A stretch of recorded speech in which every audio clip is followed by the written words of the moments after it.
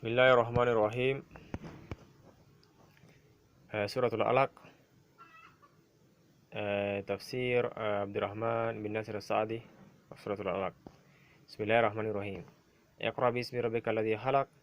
خلق الإنسان من علق. Recite commenting with the name of your Lord who created man from a clinging cloth. اقرأ وربك الأكرم. Recite for your Lord is the most generous. الذي علم بالقلم, who taught the use of the pen.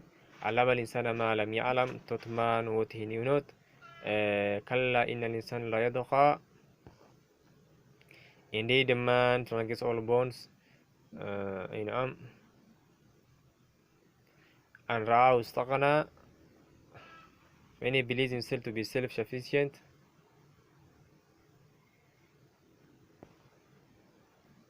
إن إلى ربك رجع, wherein unto your Lord is the return of all. أرأيت الذي ينهى, have you considered the one who tries to stop عبدا إذا صلى, a slave of Allah from praying. أرأيت إن كان على الهدى, how about if that slave of Allah is indeed following through guidance. أو أمر بالتقوى, on enjoying righteousness. أرأيت إن كذب وتولى, how about the one who disbelieves and turns away. ألم يعلم بأن الله يرى, how about the one does he not realize that Allah sees all.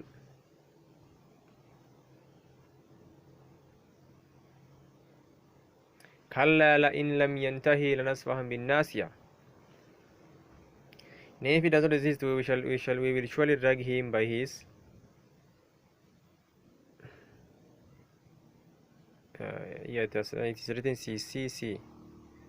نعم.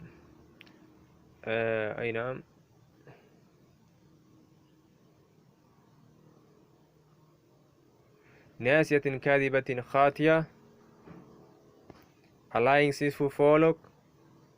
فليدعو نادية, so let him call his associates. سندعو الزبانية, we will call the angels of punishment. كلا واسجد واقترب, nay, pay no heed to him, prostrate in prayer and draw near to Allah.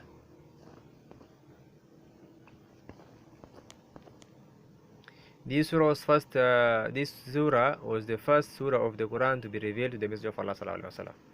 It was revealed to him at the beginning of his prophethood, when he did not know anything about the book or about faith. Jibreel sallallahu alaihi wasallam came to him with the message and commanded him to recite, but he refused, saying, "I am not a reciter." Bukhari.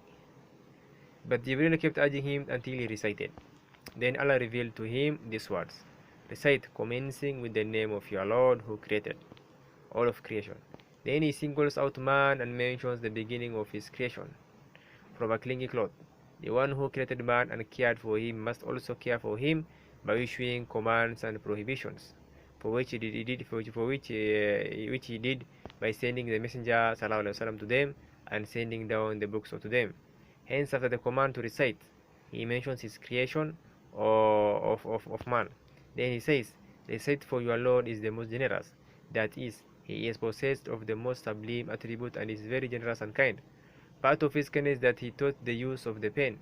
Who taught the use of the pen taught man what he knew not, for he brought him forth from his mother's womb not knowing anything, and he gave him hearing, sight, and intellect, and made available to him the means of acquiring knowledge.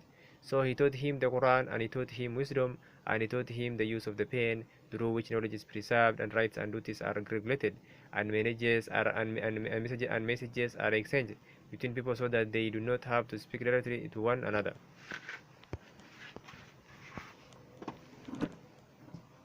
All praise be to Allah, who has bestowed these blessings upon his slave, for which they cannot give sufficient thanks.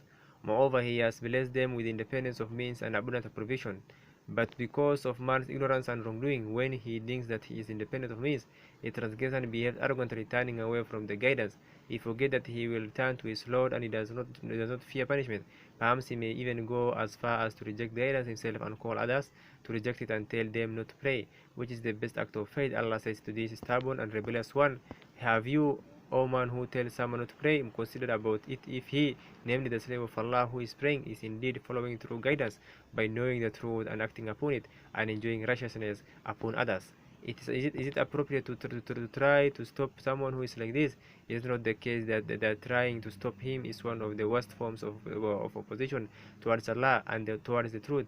Such a thing cannot be done except by someone who himself is drifting away from guidance, or he tells others to do things that are contrary to pity. How about if the one who tells someone not to pray disbelieves and turns away from the truth? Does he not fear Allah and His punishment?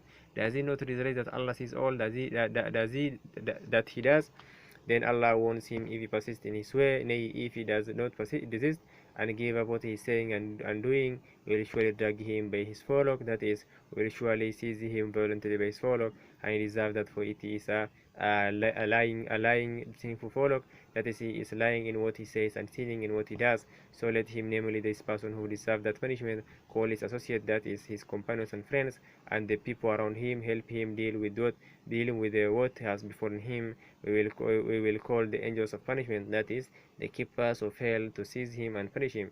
Then let him see which of the two groups is stronger and more capable. This is the situation of the one who tells someone not to pray, and this is the punishment of which he is warned. And for the one who is told not to pray, Allah commands him not to listen to this person who tells him not to pray, and to pay no attention unto him, as he says. Nay, pay no heed to him, for he is not enjoying anything but that which leads to loss in this world and the hereafter. Prostrate in prayer to your Lord, and draw near to Allah in prostration and in other acts of worship, for they all bring one closer to attaining His pleasure and bring one nearer to Him.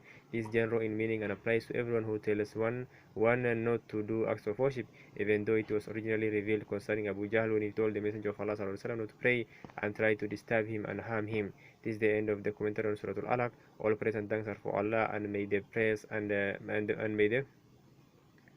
may the praise and peace of Allah be upon our Prophet ﷺ, his family, and his companions abundantly until the day of judgment.